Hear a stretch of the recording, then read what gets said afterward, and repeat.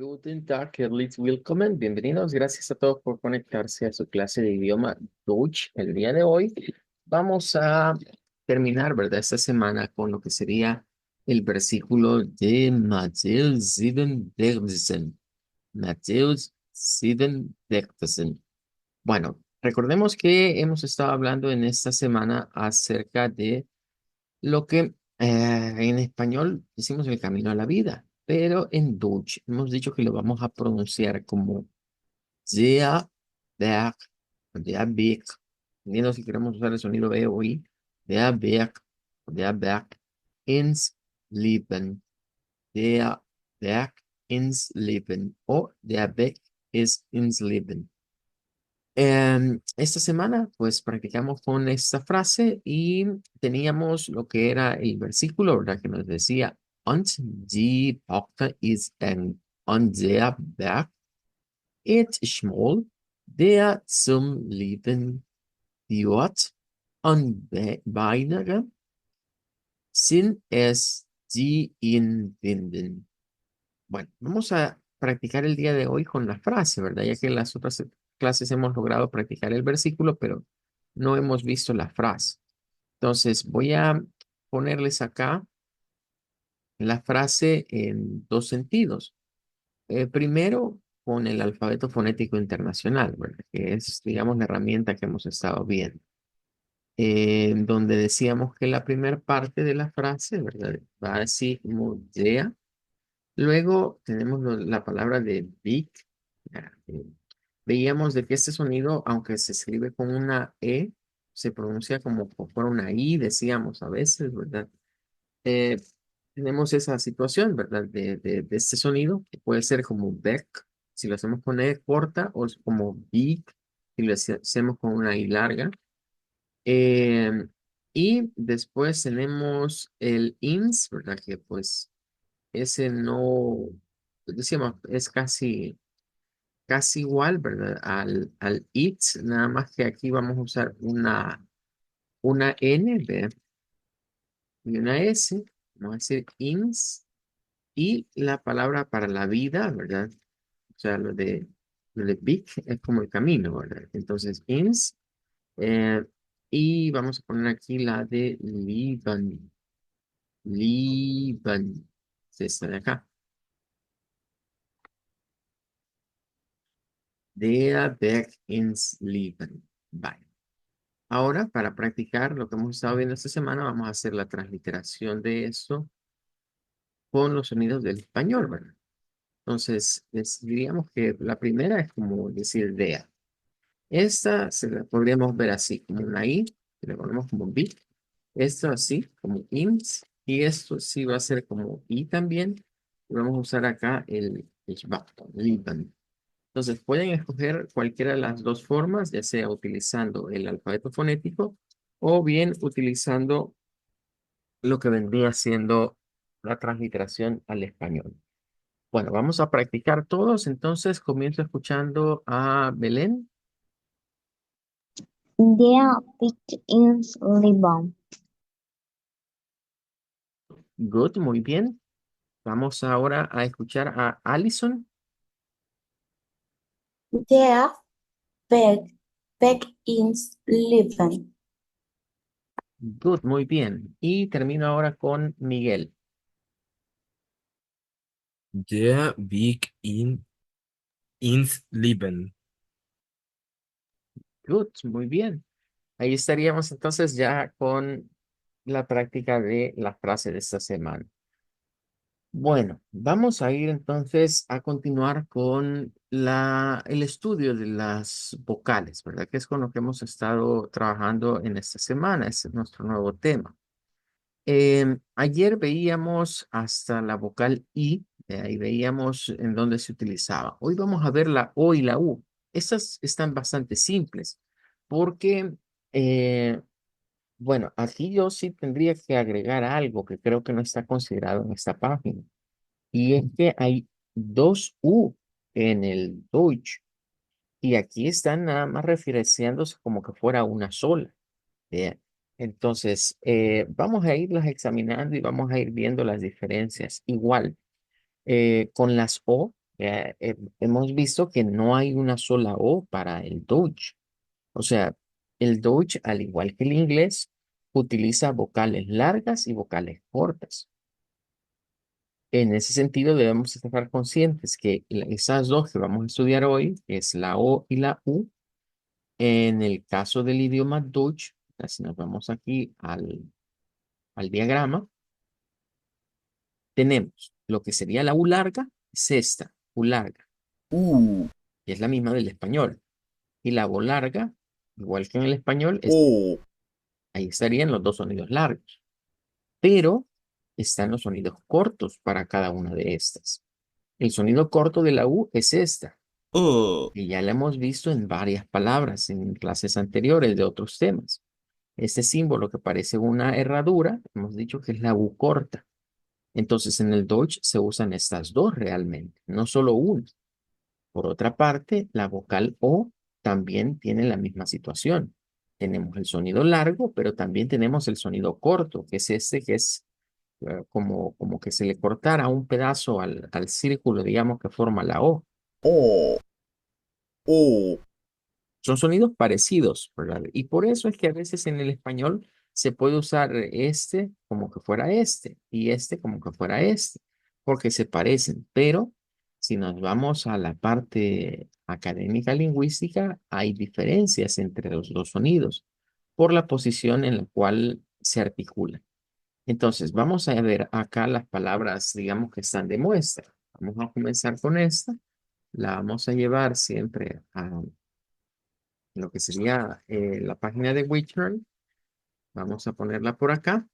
Y pues esta tiene la propiedad de que tiene una O que está, digamos, en medio de consonantes, la única vocal. Pero no sé qué nos está diciendo acá es. Recordarán que hemos insistido en que en la notación fonética hay que tener cuidado cuando se nos ponen estos que ya decíamos, no es que sean dos puntos. eh, En realidad son como dos triangulitos, ¿verdad? Que se están encontrando. Eso nos indica un sonido largo. Nos están diciendo que vamos a usar el sonido de una O prolongado. Entonces, claro, esto suena como la O del español. Cool. Ahora, si lo comparamos con lo que está aquí, lo que nos está diciendo la transliteración al español que se encuentra en esta página es que hagamos como una doble O, o sea, como sostener el sonido de la O para sacar el sonido que está aquí. Ahora, esta palabra, la H es muda. Aunque en el alemán solemos decir que la H tiene sonido, hay excepciones. Y esta es una de ellas. Cuando la H aparece después de una vocal, tiende a no pronunciarse, no así cuando está antes, como en esta. Cuando está antes sí se tiene que pronunciar, pero cuando está después de la vocal no se pronuncia. Pero eso es, digamos que son reglas de consonantes, ¿ya? Que las vamos a ver más adelante. Ahora, vamos a ver lo que vendría siendo el sonido como esto, y es como hacer una O, no, no hay mayor complicación. Cool. Pero esto podría llevar a pensar que todas las O se pronuncian de manera similar y no es cierto. Hay O's que se pronuncian diferente en el idioma Deutsch. Por ejemplo, solo para tomar la referencia quizás de lo que hemos estado en esta semana y recordarnos, si nos vamos a el versículo que hemos estado examinando, que era la frase de la semana pasada donde hablábamos de la porta, eh, puerta. Esta O que está aquí no es igual que la O que estamos viendo acá. Si recordamos esta palabra, por ejemplo, a nivel de su fonema es así y ahí hay una O. Entonces, la regla nos podría hacer pensar que todas las O van a sonar así, pero no, aquí hay una O que suena así, pero es porque está a la par de una L. Entonces, todas estas vienen siendo como excepciones a las reglas generales. En este caso, pues son dos sonidos diferentes para esta O que para la que estamos viendo de la palabra Hol. ¿Por qué son diferentes? Bueno, por el juego de consonantes que le acompañan. Entonces, eso significa que lo que hay que tomar en cuenta o lo que vamos a ir viendo como un patrón es que hay que cuidarse de las O cuando las acompañe una R. Bien. Bueno, eso nada más para dejar una muestra de que no todo va a sonar siempre igual, porque cuando lo vemos así podríamos pensar, ah, todas van a sonar como O, pero no. Esta es mm, eh, una O corta. Ahora, lo mismo va a pasar con la siguiente, miren. Vamos a ir ahora a buscar esta, que de hecho esta es una palabra interesante porque creo que inmediatamente la vemos, nos trae quizás a la mente al creador de la red social de Facebook, ¿verdad? Porque se parece el nombre. O sea, de hecho es un apellido, ¿no sabían? Es un apellido alemán el que tiene este señor y comienza con o sea, es un apellido alemán compuesto. De ahí comienza precisamente con lo que vendría siendo esta primera palabra. Eh, entonces tenemos acá en el patrón, aquí sí vamos a ver un cambio bastante drástico respecto de lo que está escrito en la transliteración. Y es que si nos quedamos con esto, hemos hablado que las palabras en alemán, cuando comienzan con una Z, se convierten en el africado TS, es decir, en pronunciar la ts o como se dice con una vocal como atza, za, atza. Y yo siempre digo que para recordarse de esto, lo más fácil es pensar en el número 2. El número 2 en alemán, vea, se escribe con Z, W, E, I, pero se pronuncia zwei. Vea, zwei. Entonces no se pronuncia con una Z, sino que con una TS. Siempre que va al principio, la TS es porque hay una Z ahí. Y esta es la pronunciación. Zucker, ¿Mm? Zucker, Ahí. Podríamos decir, si la T casi no se escucha. ¿Ve? Entonces, alguien podría decir, bueno, a mí me sale fácil decirlo desde la S, ¿vea? Porque yo escucho como que dicen Zucker. ¿Vea? Zucker, Zucker, Veamos el acento australiano, austriaco, perdón. Zucker, Noten el cambio acá en la terminación que, digamos, los alemanes, como termina en ER, ¿vea? Cambian la ER por el sonido de la A media abierta, por esta A que es como al revés. A, ¿vea? Pero miren, el austriaco hace más un sonido parecido al inglés, como que fuera Zucker, Em, es de las cosas que diferenciamos, a pesar que siempre es Deutsch, porque en Austria también se habla Deutsch, pero es con un acento diferente, ¿verdad? Bastante diferente. Bien, ahora, regresando entonces a lo que vendría siendo nuestro documento o la página de referente. Vaya, miren lo que están haciendo en la página. Nos dicen, mire, pronuncie como una Z.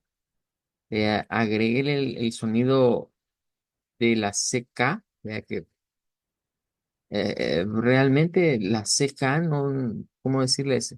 Es que la C tiene el mismo sonido de la K o tiene el sonido de la S. Eso es el que le corresponde. Sonido de la S o sonido de la K. Son los sonidos que le corresponden. Entonces, tenemos ahí esa situación. Ahora, aquí es donde viene el asunto. Y es que yo les decía, miren, esto es una U larga que sí se usa en algunas palabras en el Dutch, pero en este caso, de acuerdo al alfabeto fonético internacional, no estamos utilizando esa U. Em, Estamos usando una palabra, digamos, completamente diferente. Y fíjense qué interesante eh, lo que voy a plantearles ahorita. Acá nos están diciendo que esto sea, mire, como Zuka, algo así. Es como que fuera un sonido así sostenido. Zucker, Pero en realidad el sonido es con una U corta. Tiene que ser, y de hecho no es con S tampoco, o con Z. Es sí, tsu. Primero va la ts, la T, después va la S, ts, ts, su, y luego va la K, suka. Aquí es donde yo diría, yo no estoy de acuerdo con cómo lo han transliterado acá. Vea, porque creo que sí llegamos al sonido, pero no es el propio. Si lo transliteráramos al español, yo preferiría decirles, mejor usemos la S, porque es el sonido que corresponde de la TS, y les diría, miren, no sonemos la T, porque en español sonar algo con la T y sin vocal se nos vuelve difícil, o muy costoso. Digamos una U, estoy de acuerdo, es la única U que conocemos. eh, Ahora, la C estaría de más, porque la C y la K, al final de cuentas, esto va a sonar como una K. Recordemos que la C no tiene sonido propio. La C suena como K o suena como una letra S. Eso aplica para prácticamente en todos los idiomas. ¿Ve?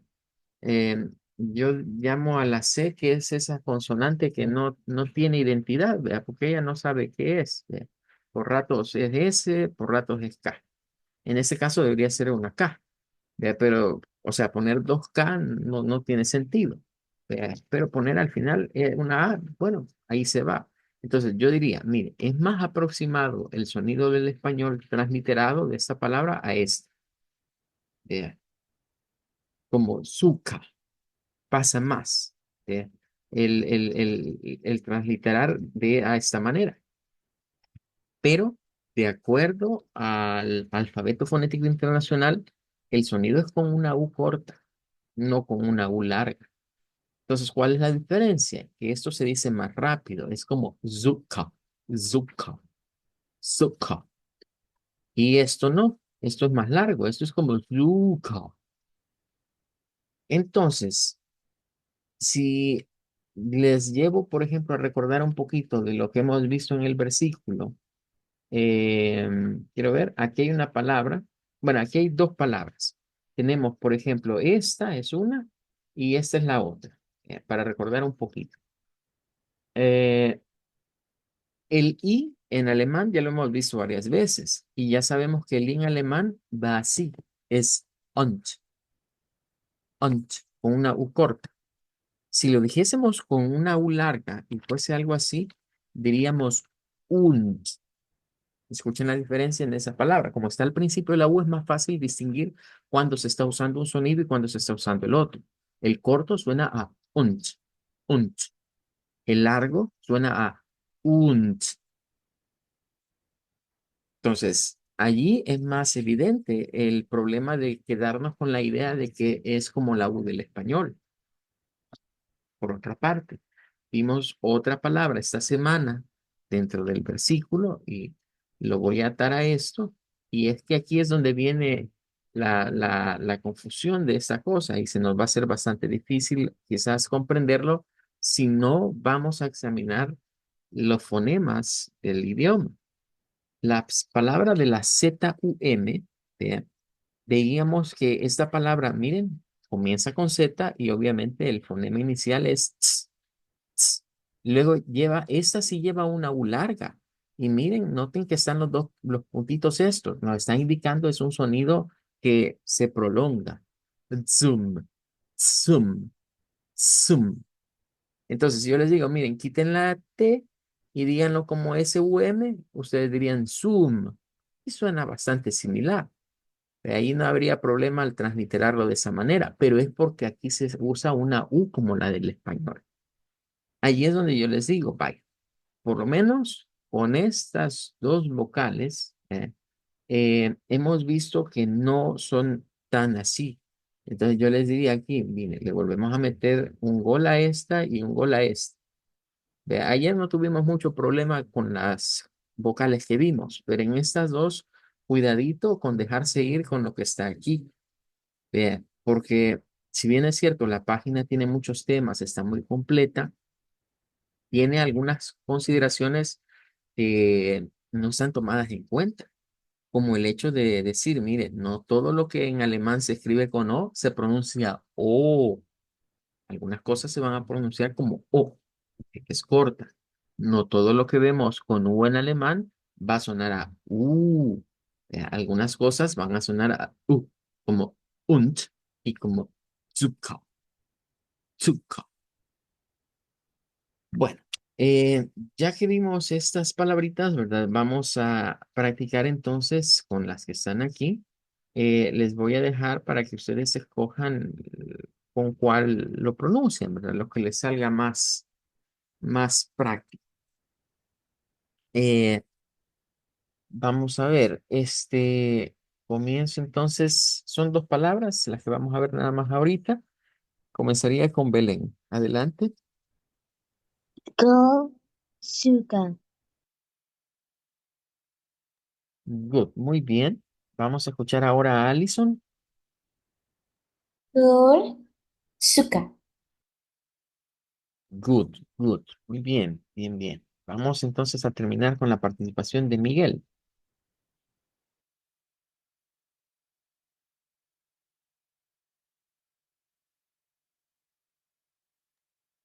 Adelante, Miguel, cuando esté listo. Koi, Zucker, Zucker. Good, muy bien. Bueno, tenemos otro bloque, pero para ir a este bloque voy a hacer una pausa y voy a introducir algo que lo hemos mencionado, pero que quizás no lo hemos visto a profundidad. En la tablita interactiva, en esta, no se encuentra esta información. La información que vamos a ver ahorita solo se encuentra en las tablas oficiales del alfabeto fonético internacional. Yo tengo aquí la del 2015, pero si no estoy mal, hay una más nueva que es del 2022, vea, por si la quieren buscar. Vea, se le pone así, vea, alfabeto fonético internacional y la revisión del 2022. No hay mayores cambios entre la del 22 y la del 15, es casi lo mismo. Pero lo que quiero que veamos es, vaya, aquí está el diagrama de las vocales, que es el que solemos ver, ¿verdad? Con frecuencia. Pero lo que me interesa que veamos es la parte de los diacríticos, los tonos y los acentos, porque esas son cosas que a veces solemos confundir. Y es que son en general todos los modificadores o los símbolos que logramos ver que se le dan a veces a algunas palabras. Em, Vaya, por ejemplo, tenemos acá en la primera parte lo que se conocen como los suprasegmentales, que es esto que está aquí. Estos se ponen arriba o a un lado. Y quizás el que ya vimos, ¿verdad? O que hemos visto muchas veces es este, miren. El apóstrofe, ¿verdad? Cuando va en la parte superior, como superíndice, se nos dice que es el acento primario, donde va la fuerza de voz. Pero hay algo otras palabras, digamos, que tienen un acento secundario. Entonces ahí ese se pone como subíndice. Bien, entonces, aquí tenemos, digamos, un ejemplo de una palabra que no, bueno, está en inglés, de hecho, pero nos da la idea de que aquí se encuentra la sílaba tónica y esta es la sílaba átona, por así decirlo. Bien, eh, o carente de fuerza de voz. Por otra parte, miren, aquí está lo que yo normalmente le digo, mire, son los dos puntitos, vea, pero realmente no son dos puntos. Ya aclaramos que son como triangulitos. Entonces, esto, miren, lo que nos indica, significa que es un sonido largo. O sea, ya de por sí algunas vocales son largas, pero para no confundirlas con las vocales de algún idioma, se ponen así, se ponen con estas para indicar que es una vocal larga. Por lo general, las vamos a ver con las vocales del español. O sea, eso se suele poner con la I, con la E, con la A, con la O y con la U. utilizan este símbolo porque lo que le quieren decir a usted es que ese es un sonido de vocal largo y no es la vocal que estamos o que nosotros ya conocemos del español. Ese es, digamos, lo que significa ese símbolo. Ya de allí hay otros, pero creo que me voy a quedar solo con eso de la parte, digamos, de los suprasegmentales. Luego, lo que sí interesa ahora es hablar de los diacríticos, porque lo que vamos a ver de los sonidos de vocales que se nos vienen tienen o utilizan diacríticos. Los diacríticos son símbolos que modifican algún tipo de sonido. Es decir, nosotros ya tenemos un tipo, una forma de articular el sonido base, pero podemos modificar esa forma. Entonces, por ejemplo, el que más vamos a estar escuchando o viendo es el diacrítico de lo que nosotros conocemos como la diéresis. En el español la utilizamos en palabras, en algunas palabras, como por ejemplo la palabra whisky. Cuando hacemos ese tipo de sonidos, usamos una diéresis sobre la U y es debido a que se hace centralizado un sonido. Pero, ¿qué significa que un sonido sea centralizado? Vaya, por ejemplo, acá miren, está sobre la vocal E. La vocal E, si lo ubicamos nosotros acá, se encuentra en esta posición. Es una posición frontal. Significa que es como llevando nuestra lengua hacia los dientes superiores, por así decir. Pero si a esta E yo le pongo los dos puntos aquí, aquí decimos nosotros E, pero si lo hago centralizado, significa que este sonido lo voy a arrastrar hacia aquí. Entonces va a sonar algo como "er". A eso se le conoce como la centralización de un sonido de vocal. Hay otras posiciones, vea, no es la única, pero esta la vamos a usar mucho en el Deutsch. Hay otros idiomas, como por ejemplo el idioma portugués. En el portugués se utilizan las nasalizaciones. Entonces, las vocales nasalizadas se hacen, miren, con el símbolo de la ñ, la virgulilla, y se le pone acá.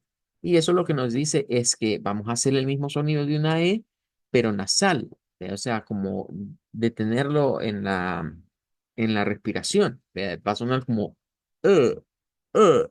Esa sería una vocal E nasalizada. Em, Dependiendo, digamos, para que tengamos una idea de lo que hacen estas cosas, o para qué sirven estos símbolos, vamos a encontrar, por ejemplo, las consonantes aspiradas. Las consonantes aspiradas se les suele poner esta H así en la parte superior para indicar que se hace una aspiración. Por ejemplo, en el inglés existe mucho la WH y creo que ustedes conocerán mucho esto así. Conocemos la palabra, normalmente decimos what, así, what, pero hay personas que vienen y hacen esta H aspirada. Entonces se ubica en la parte superior y entonces van a escuchar ustedes que las personas no dicen what, que sería como lo normal ahorita, sino que dicen algo como what, what, what, con esa aspiración. Entonces, esa aspiración también se vuelve un diacrítico. Todos estos son diferentes diacríticos que se manejan en diferentes idiomas, ¿verdad? Dependiendo del idioma, algunos se utilizan en unos, otros se utilizan en otros. Unos son para vocales, otras son para consonantes. Un ejemplo más es hablar, por ejemplo, de la roticidad, de los sonidos róticos, que son estos que están acá. El sonido rótico se denota por esta colita, que es como una R chiquitita. Normalmente la R la hacemos así nosotros, vea, algo así, la letra R. Vea, pero esta es como así, como recortarla un poquito. La roticidad sirve mucho en el inglés, vea, como por ejemplo, todas aquellas sonidos que terminan en ur, ur, ur. casi todas las palabras en inglés que terminan con ER, con UR, con OR, con IR, tienen ese sonido de y se hace o se utiliza este símbolo. De hecho, la roticidad con este símbolo si ustedes le prestan atención, parece el eshba, o sea, tiene la forma del eshba, pero en vez de ser aquí recto, lleva esto hacia acá como un ganchito, es propio del inglés americano. O sea, esto lo utilizan mucho en los fonemas del inglés norteamericano. Bueno, entonces, en resumen, en el Dutch se utilizan mucho las vocales centralizadas. Es decir, que se lleva la lengua como hacia el centro, haciendo la forma de la vocal, que ya es la vocal base. Por ejemplo, miren, está, ¿verdad? Con la diéresis, está la O y está la U. Ahora, estos sonidos centralizados tienen su propia forma, es decir, tienen su símbolo dentro del alfabeto, porque yo les decía, mire, lo que sucede es que para hacer, por ejemplo, una A centralizada, ¿verdad? Lo que usted va a hacer es jalar como la A para acá. Vea, si hace una E centralizada es hacer la E como hacia acá. Vea, una I centralizada es como que la haga hacia acá. Lo que sucede es que cuando las hacemos hacia allí, vamos a irnos encontrando con estos símbolos, que son las vocales redondas. Entonces, en el alfabeto fonético internacional, ¿verdad? Nos dan esa idea de que podemos utilizar para esos diacríticos, vamos a utilizar símbolos que provienen de vocales redondas. Ve, ahí es donde van a comenzar a aparecer estas que ya las hemos visto, ¿verdad? Que hemos dicho que las podemos sacar así como diciendo IU. ¿Por qué se dice IU? Bueno, porque se centraliza. Entonces, otra forma de ver la centralización de las vocales es como combinarlas en lo que vendría siendo un sonido de la vocal junto a una U. Pero eso lo vamos a dejar quizás para la otra clase, porque ahorita ya casi se nos termina el tiempo.